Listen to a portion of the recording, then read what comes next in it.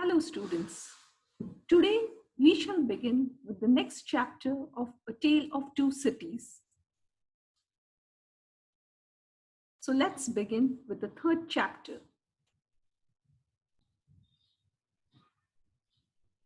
Chapter 3. A Trial in London. 1780.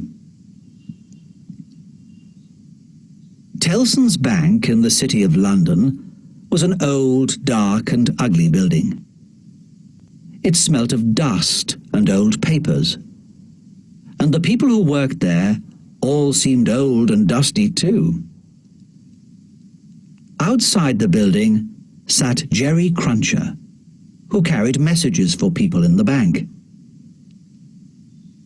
One morning, in March 1780, Jerry had to go to the Old Bailey to collect an important message from Mr. Lorry. Trials at the Old Bailey were usually for very dangerous criminals, and the prisoner that morning was a young man of about 25, well-dressed and quite calm. "What's he done?" Jerry asked the doorman quietly. "He's a spy. A French spy," the doorman told him. "He travels from England to France and tells the French king secret information about our English army." "What'll happen if he's guilty?" asked Jerry. "Oh, he'll have to die. No question of that," replied the doorman enthusiastically. "They'll hang him." "What's his name?" "Darnay. Charles Darnay. Not an English name, is it?" While Jerry waited, he looked around at the crowd inside the Old Bailey and noticed a young lady of about 20 years and her father, a gentleman with very white hair. The young lady seemed very sad when she looked at the prisoner and held herself close to her father. Then the trial began, and the first person who spoke against Charles Darnay was called John Barsad. He was an honest man, he said, and proud to be an Englishman. Yes, he was, or had been, a friend of the prisoner's. And in the prisoner's pockets, he had seen important plans and lists about the English armies. No, of course he had not put the lists there himself. And no, he was not a spy himself. He was not someone paid to make traps for innocent people. Next, the young lady spoke. She said that she had met the prisoner on the boat which had carried her and her father from France to England. "He was very good and kind to my father and to me," she said. "Was he travelling alone on the ship?" "No, he was with two French gentlemen." "Now, Miss Manette, did you see him show them any papers or anything that looked like a list?" "No, I didn't see anything like that." Questions, questions, questions. The trial went on, and finally a small, red-haired man spoke. He told the judge that he had seen Mr. Darnay at a hotel in a town where there were many soldiers and ships. Then one of the lawyers, a man called Sidney Carton, wrote some words on a piece of paper and gave it to Mr. Stryver, the lawyer, who was speaking for Mr. Darnay. "Are you quite sure that the prisoner is the man you saw?" Mr. Stryver asked the red-haired man. "Quite sure," said the man. "Have you ever seen anyone like the prisoner?" asked Mr. Stryver. "I'd always be able to recognize him." The red-haired man was very confident. Then I must ask you to look at the gentleman over there, said Mr. Stryver, pointing to Sidney Carton. Don't you think that he is very like the prisoner? Everyone in the court could see that Sidney Carton and Charles Darnay were indeed very similar. Well then, said Mr. Stryver, it is so easy to find a man like the prisoner that we can even find one in this room. So how can you be so sure that it was the prisoner you saw in that hotel? And the red-haired man said not another word. The lawyers talked and argued, and when at last the trial came to an end, Jerry Cruncher had fallen asleep.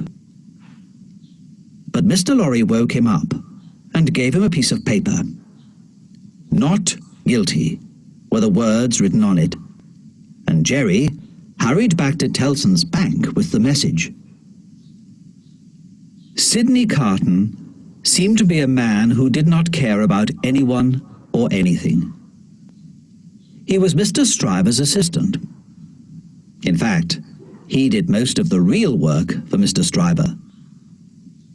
Stryver was good at speaking at a trial, but he was not good at discovering important facts and details, especially when these details were hidden in a lot of papers. Every night, Carton studied the many papers that lawyers have to read, and he wrote down the questions which Stryver should ask at the next day's trial. And every day, Stryver asked these questions, and people thought how clever he was. Outside the Old Bailey, Mr. Darnay, now a free man, met his friends, Dr. Manette and his daughter Lucy, Mr. Jarvis Lorry, Mr. Stryver, and Mr. Carton. Dr. Manette no longer looked like the man in the room above Defarge's wine shop 5 years ago. His hair was white, but his eyes were bright, and he stood straight and strong.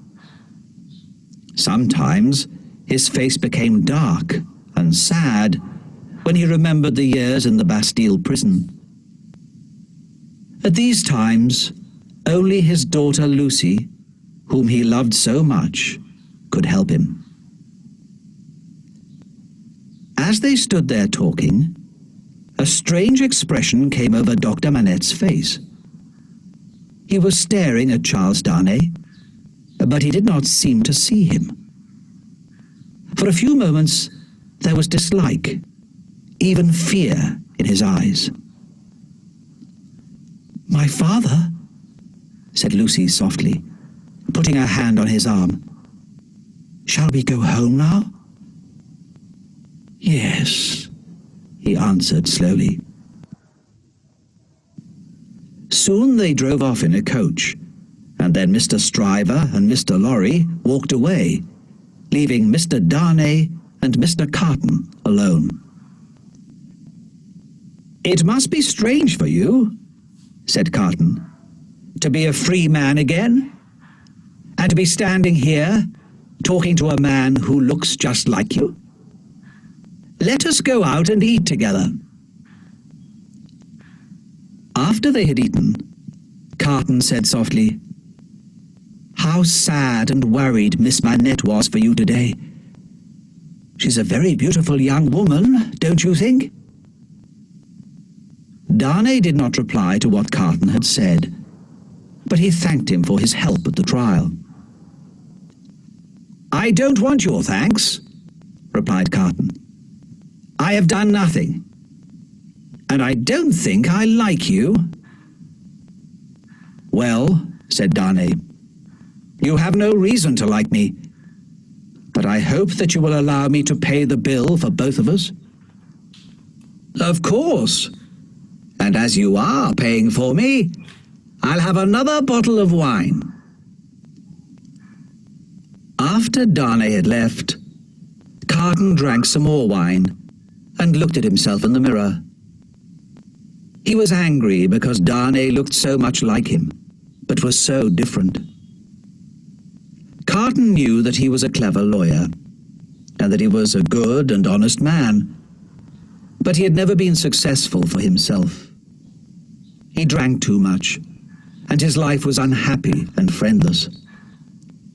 His cleverness and his hard work in the law only made others, like Mr. Stryver, successful and rich. He remembered Lucy Manette's worried face when she watched Darnay in court. "If I changed places with Darnay," he whispered to himself, "would those blue eyes of Miss Manette look at me in the same way? No, no, it's too late now." He drank another bottle of wine and fell asleep. In a quiet street not far away was the house where Dr. Manette and Lucy lived. They had one servant, Miss Pross, who had taken care of Lucy since she was a child. Miss Pross had red hair and a quick, sharp voice, and seemed at first sight a very alarming person. But everybody knew that she was in fact a warm-hearted and unselfish friend, who would do anything to guard her darling Lucy from trouble or danger. Dr. Manette was now well enough to work as a doctor, and he, Lucy, and Miss Pross led a quiet, comfortable life. Mr. Lorry, who had become a close family friend, came regularly to the house, and in the months after the trial, Mr. Darnay and Mr. Carton were also frequent visitors. This did not please Miss Pross at all, who always looked very cross when they came. "Nobody is good enough for my darling Lucy," she told Mr. Lorry one day, "and I don't like all these hundreds of visitors." Mr. Lorry had a very high opinion of Miss Pross, but he wasn't brave enough to argue that 2 visitors were not hundreds. Nobody argued with Miss Pross if they could avoid it.